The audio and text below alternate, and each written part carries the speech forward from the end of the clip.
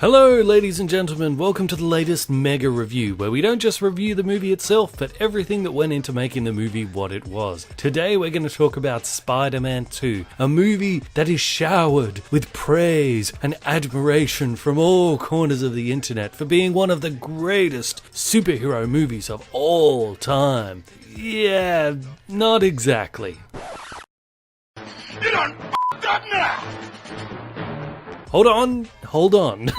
Let me explain. There's certainly a lot to like about Spider-Man 2, and it certainly was a successful movie, and a solid movie, and a well-written movie, and a good movie, no doubt about it. I'm just saying that with all this overwhelming praise that it gets, there seems to be a lot of things that don't get talked about in the movie, which really aren't that good. Let's face it, it's pretty obvious, it's very silly, but it struck me in going back and rewatching this, that here they do a lot of things that they later repeat in The Amazing Spider-Man 2 that I ended up hating so much. But for some reason in this movie, it doesn't seem to matter that much, it doesn't seem to bother me that much. And I think that's because the main things, the core of the movie, they get right, which is their protagonist and their antagonist. You feel the struggle of our hero while at the same time understanding where the villain is coming from. And J. Jonah Jameson is hilarious. Those are like the main things. So the little details around that of like Doc Ock's plans making absolutely no sense, the flip-flopping that the movie does about what kind of message it's trying to put forward, and a whole bunch of irrelevant characters and subplots that don't need to be there at all. None of those things matter because the core issues, the heart of the characters, the motivation of the characters, the main characters, that's what they got right and that's what matters. So let's get into it. Spider-Man does whatever a spider can. If you look closely at Peter's apartment, you can actually see the picture that he took of Mary Jane just before he was bitten of the radioactive spider. This is supposed to represent the last moment where he was just Peter Parker, before his life was radically changed forever. At one point, Tobey Maguire was going to be replaced by Jake Gyllenhaal because Tobey Maguire suffered a crippling back injury, which made it almost impossible for him to do not only any of the Spider-Man stuff, but just walking around, just doing normal stuff was very difficult, very painful for him. My back! Oh, my back! And Jake Gyllenhaal was in early preparation for doing the movie, but Maguire finally managed to push through and make it. Alfred Molina, who plays Dr. Octopus, he actually named the 4 mechanical tentacles: Larry, Harry, Flo, and Mo. Flo being the top right tentacle because that was operated by a female puppeteer, and that tentacle was a little bit more motherly. It would remove his glasses, light his cigars for him, get him sips of drinks, things like that. The alleyway where Peter dumps his Spider-Man suit when he quits is supposed to be the same one as where he kissed MJ with that upside down kiss in the first movie. The phone number on Peter's helmet for Joe's Pizzeria is actually a real New York pizza place, so yeah, give them a call, see if they're still around. I think I deserve a little something for this. Give you $50. I could get more than that on eBay. All right, 100. Miss Brandt, give this man his money and throw in a bar of soap.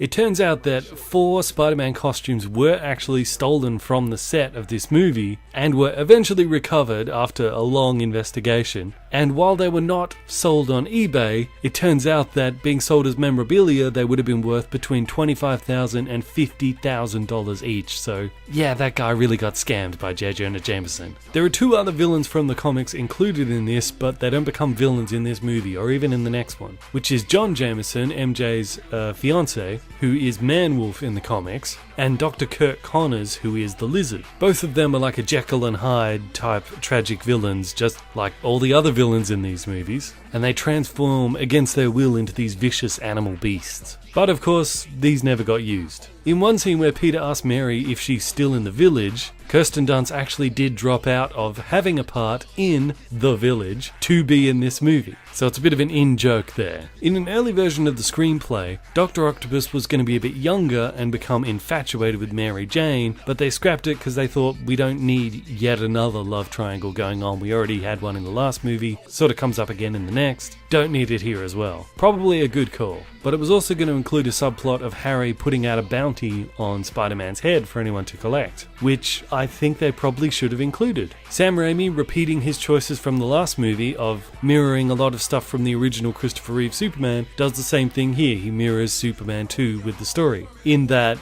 Lex Luthor, who Superman defeated in the previous film, returns to make an alliance with the new villain General Zod. Superman gives up his powers so that he can pursue a relationship with Lois Lane. Then he has to get his powers back to fight General Zod so he can save Lois Lane, during which Lois Lane discovers Superman's secret identity. Really original, Sam Raimi. But there's no memory erasing kiss thing at the end of Spider-Man 2 though.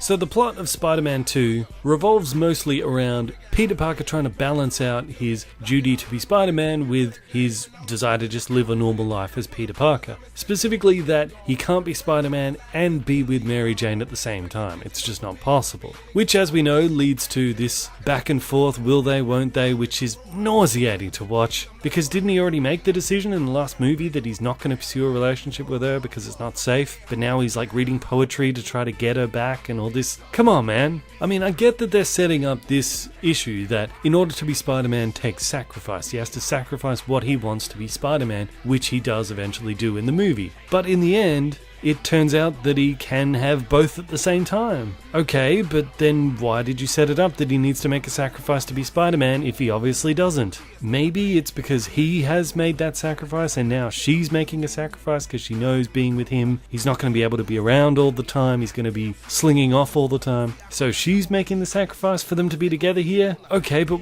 what's the lesson from that? That other people should bend towards what you want? Isn't that kind of the exact opposite of you sacrificing something to be a hero? This is someone else sacrificing something. See what I mean? It's just confused about what message it's trying to put forward. And they link with this him losing a lot of his powers, but is that really even necessary to have? And I don't think it even really makes scientific sense that he would start losing his powers because he's emotionally upset. If perhaps he was losing like his Spidey sense because of this, that might make sense because it's more mental, psychological. It just seems unnecessary. And seeing a lot of Peter Parker's struggles, financial struggles as well, yes, it makes it all more relatable for him, but really it's completely unnecessary. I mean, if money's the problem and J. Jonah Jameson is not paying him enough for the photos, he's the only one who can get photos of Spider-Man. So just demand more money or else you'll take the photos to someone else. I'll pay you the usual rate. If you want the shots, I'll take the staff job. Double the money. You get fired from your pizza job? Well, Harry Osborn offered you a job in the last movie, just go get a higher paying job from him. Do you want to be proud or you want to pay the bills? Maybe he could continue the idea of what he did in the last movie, of wrestling for money. Maybe he could be a boxer, but do it legit this time through a proper organization that's not going to cheat you out of the money. As long as you don't show off with your powers too much, maybe pretend to get knocked out every now and then, no one will catch on. Aunt May's going to get foreclosed on by the bank? Why not web swing your way into the office of a TV executive and offer to do a 1-hour interview with anyone there as Spider-Man in exchange for $1 million? Superman did interviews, why can't you? You could buy your Aunt May a whole new house with that. Or what about gambling? Does your Spidey sense work if you're about to play a bad hand in poker? If so, go to the casino, you'll make a lot of money. There's a million different things you can do to make money, Peter Parker. But look, I'm being way too negative, way too harsh on this movie. I don't want to get too many hate comments, but look, there's definitely a lot of good stuff in this movie, no doubt about it. Both big things and small things. A few of the small things I like is when he's webbing his way across the city and then his webbings give out. The music kind of fakes you out. It has that soaring music sort of building and building, and then all of a sudden it just cuts. Oh no! No! Ah!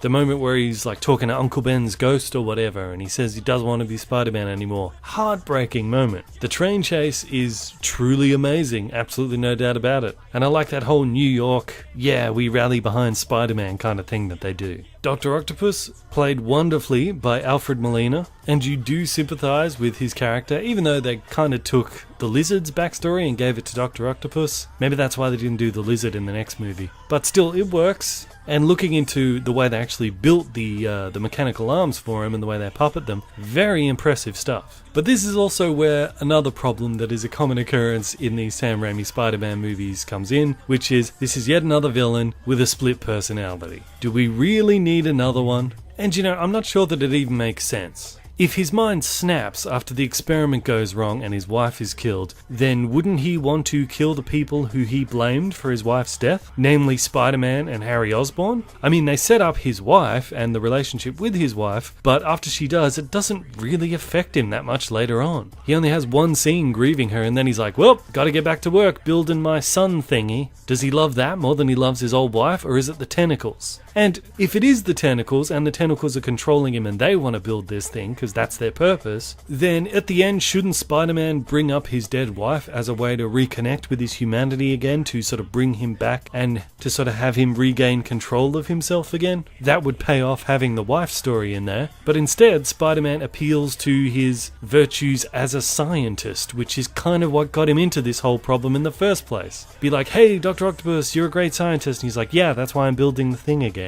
I don't see how that would help turn him around. And at the end, he just overpowers the tentacles just through sheer willpower. Well, okay, but why didn't he do that earlier when he was throwing old ladies around? Wouldn't that have snapped him out of it a bit more? And is there any real reason why he has to actually be wearing the arms, other than he needs to be like that way in the comics? I mean, even in the comics, he didn't originally wear them. And I had him working on radioactive material, and that can be very dangerous. So there was a big glass shield, and he would work outside with little tentacles, and they would operate the radioactive material. But as I said, this is all just nitpicking. I just want to bring it up because a lot of other people don't seem to want to bring this stuff up. But yes, it's a wonderful movie. It's very enjoyable, and the things that work about it totally outweigh the things that don't work about it. The main stuff, the heart of the movie, is done right, and that's what Sam Raimi is good at. So guys, for next week, as you know, I'm going to be switching it up between the Aliens franchise and Spider-Man franchise. So I could either do a mega review of Alien next week, or I could begin work on my Batman vs Superman mega review. There's so much to that I want to make that truly a mega review. Like my reviews of Man of Steel and Prometheus that were massive videos, I think we'd need to make a massive one of Batman v Superman to bring it all in. But if you'd like me to start work on that, it might be like 2 weeks before it's done instead of just 1 week. So just bear that in mind when you're voting. And once again, if you want to help the channel out, share this video on your Facebook, share it on your Twitter, share it on your social medias to your friends. Because if you like this stuff, good chance your friends probably like this stuff as well. And that would really help with the channel. Okay, back to it. So for me, watching Spider-Man 2 is a little bit like remembering an old internet meme. It was massive at the time, and we were all having a great time with it, but looking back at it now, it seems a little silly and dumb, and you kind of wonder why we made such a big deal out of it at the time. But you can't judge this movie from the present day. You have to judge it in the time that it was released, and then it was an absolute bullseye smash hit. It knew exactly what it was, and when it was, unlike certain other Spider-Man movies, and it knew what it could get away with, and took advantage of that. So I don't hate this movie despite all of my endless nitpicking. And as with a lot of Sam Raimi movies, if you get into the spirit of things, that's kind of all that matters. So I hope you enjoyed this, guys. If you want to check out more mega reviews from me, click on any of the cards you see right here. And until next time, I will see you guys in the comments.